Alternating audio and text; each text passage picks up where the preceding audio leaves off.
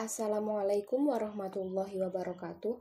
Perkenalkan, nama saya Mahardika Afifah Rahmasari, NIM 20030969093. Di sini saya akan menjelaskan mengenai sastra imajinatif, yaitu unsur-unsur drama. Sebelumnya, apa sih itu drama?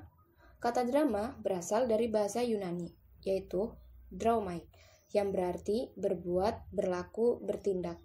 Jadi, drama bisa berarti perbuatan atau tindakan. Drama adalah hidup yang dilukiskan dengan gerak. Konflik dari sifat manusia merupakan sumber pokok drama. Dalam bahasa Belanda, drama adalah toneel, yang kemudian oleh PKG Mangkunegara 7 dibuat istilah sandiwara. Drama dalam Yunani kuno adalah satu bentuk karya sastra yang memiliki bagian untuk diperankan oleh aktor. Kosakata ini berasal dari bahasa Yunani yang berarti aksi, perbuatan. Drama bisa diwujudkan dengan berbagai media, di atas panggung, film, ataupun televisi. Drama juga terkadang dikombinasikan dengan musik dan tarian, sebagaimana sebuah opera. Berdasarkan etimologi, kata drama berasal dari bahasa Yunani, dram, yang berarti gerak. Tontonan drama memang menonjolkan percakapan atau dialog, dan gerak-gerik para pemain atau akting di panggung. Percakapan dan gerak-gerik itu memeragakan cerita yang tertulis dalam naskah. Penonton dapat langsung mengikuti dan menikmati cerita tanpa harus membayangkan. Hal ini akan tampak nyata bila kita bandingkan dengan cerita pendek atau novel. Pembaca cerita pendek atau novel harus aktif membayangkan peristiwa-peristiwa yang terjadi, gerak-gerik tokoh, dan percakapannya. Namun, dalam drama, hal ini tidak perlu dilakukan oleh penonton, karena semuanya sudah diperagakan atau ditampilkan secara lengkap di atas panggung. Berikutnya, drama juga memiliki unsur-unsur loh. Unsur dalam drama dapat diklasifikasikan menjadi dua unsur, yaitu unsur intrinsik dan unsur ekstrinsik. Apa sih unsur intrinsik itu? Unsur intrinsik drama adalah unsur-unsur pembentuk drama dari dalam. Komponen-komponen yang termasuk sebagai unsur intrinsik antara lain tema, tokoh dan penokohan, alur, latar atau setting, dialog, bahasa, konflik, dan amanat. Sedangkan unsur ekstrinsik yaitu unsur-unsur pembentuk drama dari luar. Komponen-komponen yang termasuk sebagai unsur ekstrinsik antara lain latar belakang pengarang, nilai agama dan kepercayaan, kondisi politik negara, psikologis pengarang, situasi sosial budaya, dan lain sebagainya. Unsur intrinsik yang pertama ada tema. Tema merupakan gagasan pokok atau ide yang mendasari pembuatan sebuah drama atau gagasan pokok dari keseluruhan isi cerita dalam drama.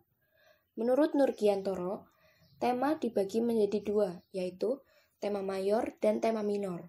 Tema mayor ialah tema pokok yang mendasari dasar karya sastra, sedangkan tema minor yaitu tema tambahan yang menguatkan tema mayor. Misalkan, pada film Dua Garis Biru, tema mayornya yaitu kisah percintaan antara Bima dan Dara, sedangkan tema minornya pola asuh orang tua, persahabatan, dan kritik sosial. Jadi, tema mayor dan tema minor saling berkaitan. Yang kedua ada tokoh. Tokoh merupakan pemeran yang ada dalam cerita. Menurut Sujiman, tokoh berfungsi sebagai penggerak cerita. Oleh karena itu, ia adalah individu rekaan yang dikenai atau yang mengalami berbagai peristiwa. Berdasarkan sifatnya, tokoh dibagi menjadi beberapa jenis, yaitu tokoh protagonis, tokoh antagonis, dan tokoh tritagonis. Tokoh protagonis yaitu tokoh yang menyampaikan nilai-nilai positif, sedangkan tokoh antagonis yaitu lawan dari protagonis yang menyampaikan nilai-nilai negatif. Dan ada satu lagi yaitu tokoh tritagonis. Tokoh tritagonis biasa disebut dengan tokoh penengah, atau yang biasanya diperankan oleh orang bijak yang menengahi permasalahan. Yang ketiga ada alur. Dalam alur sebuah naskah drama, bukan permasalahan maju mundurnya sebuah cerita, tetapi alur yang membimbing cerita dari awal hingga tuntas. dimulai dari 1. Tahap awal atau perkenalan awal tokoh dan penokohan. Selanjutnya, konflik atau munculnya masalah.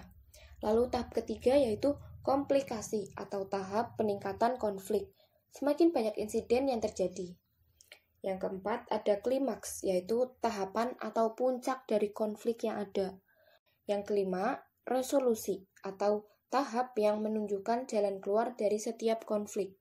Dan yang terakhir ada penutup atau bagian akhir dari cerita.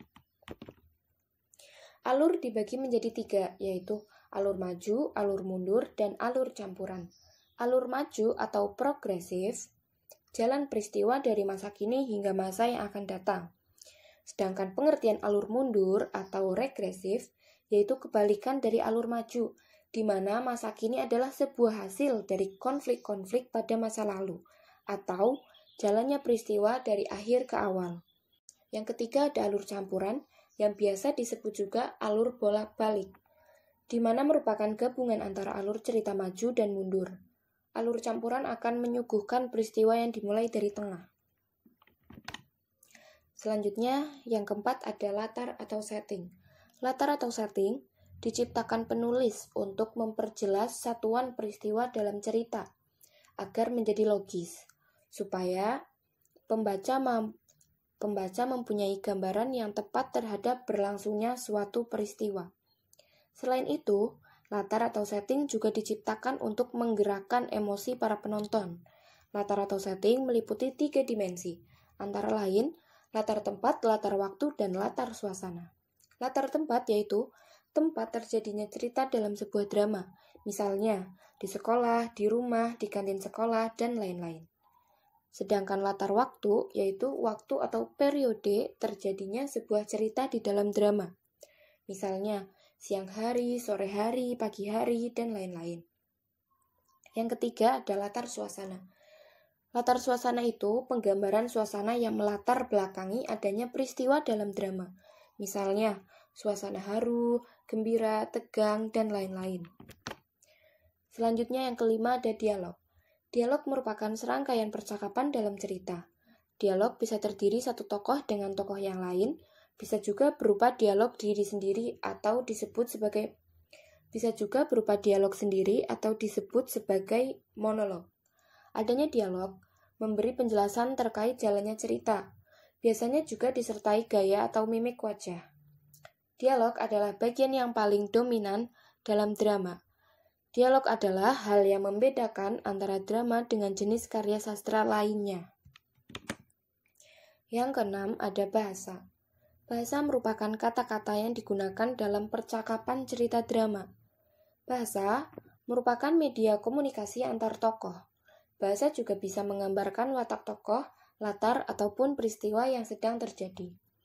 Apabila disajikan dalam bentuk pementasan, drama memiliki unsur lainnya, yakni saran pementasan seperti panggung, kostum, pencahayaan, dan tata suara. Yang ketujuh ada konflik. Konflik adalah pertentangan atau masalah yang terjadi pada suatu drama. Adanya konflik menjadi inti permasalahan yang ada dalam drama. Dalam sebuah drama, bisa terjadi satu konflik atau bahkan lebih.